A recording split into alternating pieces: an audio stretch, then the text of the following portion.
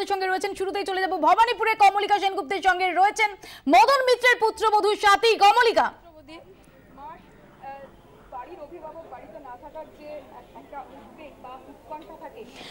একেবারেই মৌপিয়া আমাদের সঙ্গে রয়েছে স্বাতী। দীর্ঘ লড়াইয়ে স্বাতীও একটা বড় ভূমিকা নিয়েছে, কারণ ছোট বাচ্চা নিয়ে তুমি যেতে এবং আমরাও দেখতাম জেলে, হাসপাতালে, সেই সব দিনগুলোর কথা আজ যখন প্রথম শুনলে কেমন লাগলো, আর বাবা কি বললেন? দেখো, নেমেছিলাম যুদ্ধে যখন ছেলেটা আমার সবে হয়েছিল, বাবা সেটা দেখারও সুযোগ পায়নি। তো আজকেও 1.5 বছর বয়স হয়ে গেছে। সে জেল ছাড়া আর তার খেলার মাঠ বোঝা উচিত ছিল, যে খেলার মাঠ বা কোথাও ঘুরতে যাওয়া, বাট জেল বা হসপিটাল ছাড়া সে কিছুই দেখেনি। তো এতদিন বাদে যখন বাবা এসে সবকিছু ওকে দেখাবে, সেটা আমার কাছে একটা মা হিসেবে অনেকটাই আনন্দের বিষয়। ওর তো অন্নপ্রাশনও করনি তোমরা, সেটাও কি বাবার জন্য? এই 2 বছরে যেহেতু বাবা আমাদের সব, বাড়ির পিলারটাই বাবা, সে না থাকাতে আমাদের বাড়িতে কোনো এক্সাইটমেন্ট, কোনো আনন্দ, কোনো অকেশন কিছুই হয়নি।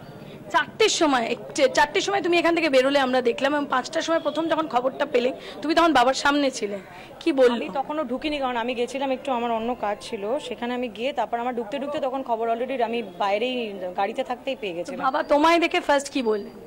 বাবা আসলে এখন ওই জেলের সব জেলার্সরা আছে, ওনাদের নিয়ে ব্যস্ত আছে, তো আমরা আর বেশি বাবাকে ডিস্টার্ব করিনি, তাই আমরা গিয়েই আবার বেরিয়ে চলে এসেছি। কি বললেন তাকানোতে, কি বললেন? ছেলেকে ভালো করে রাখতে আসছে বাবা বাড়ি। এটা বলো যে আজকে কিভাবে সেলিব্রেশন, একটা সময়ের অপেক্ষায় তোমরা ছিলে এতদিন, আজকে কিভাবে সেলিব্রেশন করবে? আমরা এখনো কিছু প্ল্যান করিনি সেলিব্রেশনের, বাবা আসুক, কারণ প্ল্যান থেকে শুরু করে এভরিথিং থেকে শুরু করে আমরা কেউ করি না, যা করার বাবাই করে। আর সিবিআই আবার কোর্টে যাবে বলেছে, সেক্ষেত্রে সেই বিষয়ে আমার কোনো আইডিয়া নেই গো, মানে আমি তোমার মুখে শুনলাম ফার্স্ট যে সিবিআই যাবে, তো তার কাজ তারা করবে, আমাদের কাজ আমরা করবো। তুমি যে বিষয়ে আমার কোনো আইডিয়া নেই। তুমি যে এটা তো বেকসুর খালাস হলো না, এটা তো জামিন হলো, সেখান থেকে দাঁড়িয়ে লড়াইটা এখনো আছে, এটা মনে হচ্ছে তো? দেখো, লড়াই যদি আছে মনে হয়, তবে লড়াই আছে, লড়াই লড়তে হবে। আর নির্বাচনে আমি দেখেছি তুমি গিয়ে ছোট বাচ্চা নিয়ে প্রত্যেকের কাছে গিয়ে বুঝিয়েছো, সেখান থেকে দাঁড়িয়ে কোথাও না কোথাও উনি হেরে গেছেন, এসে আবার রাজনৈতিক জীবন শুরু করবেনি, কিভাবে তখন পাশে দেবে? যেভাবে বাবা চাইবে। আর এই যে 2 বছর যেটা কাটালে, এই 2 বছরটা তো একদম সেই অদ্ভুত খারাপ জিনিস, কিন্তু মনে রাখার মতো তো 100 বার মনে। একেবারেই কমলিকা, আমরা বুঝতেই পারছি যে এতদিন পর মদন মিত্রের জামিন তার পরিবার পরিজনকে যথেষ্ট স্বস্তি দিচ্ছে, একই সঙ্গে একটা সিঁদুরে মেঘও থাকছে, কারণ সিবিআই হাইকোর্টে যাওয়ার কথা জানাচ্ছে। আমরা চলে যাবো ঋত্বিকের কাছে কামারহাটিতে, সেখানে সেলিব্রেশন এই মুহূর্তে তুঙ্গে। ঋত্বিক,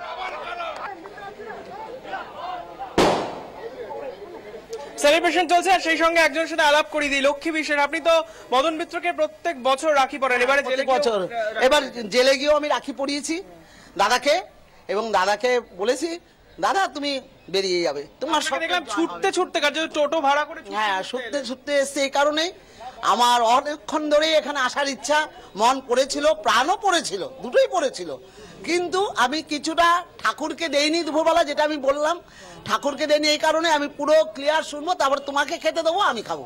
ঠাকুরকে দিলাম, শুনে আনন্দে তারপর আমি একটু ভাত, এই সন্ধ্যার একটু আগে।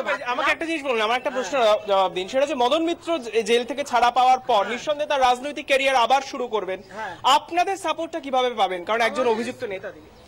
আমাদের সাপোর্ট 100% তো পাবেই না, আমাদের কাছে অভিযুক্ত নেতা না, আমাদের কাছে জনপ্রিয় একজন মানুষ, আমাদের কাছে অভিযুক্ত কোনো নেতা বলে কোনো কিছু মদন মিত্র। ঋত্বিক, অনেক ধন্যবাদ কমলিকা, ধন্যবাদ তোমাকেও। মদন মিত্র অনুগামী এবং তার পরিবার পরিজন, তাদের মনে এই মুহূর্তে স্বস্তির হাওয়া, অধীর অপেক্ষা যে কখন জেল থেকে বেরোবেন মদন মিত্র। আমাদের নজর থাকবে সেদিকে। আপনাদের আগেই জানিয়েছি মদন মিত্র তিনি নিজেও উচ্ছ্বসিত। আপাতত এখানেই শেষ করছি টপ নিউজ, একটু পরে দেখুন পুজো আসছে, সঙ্গে থাকুন 24 ঘন্টা।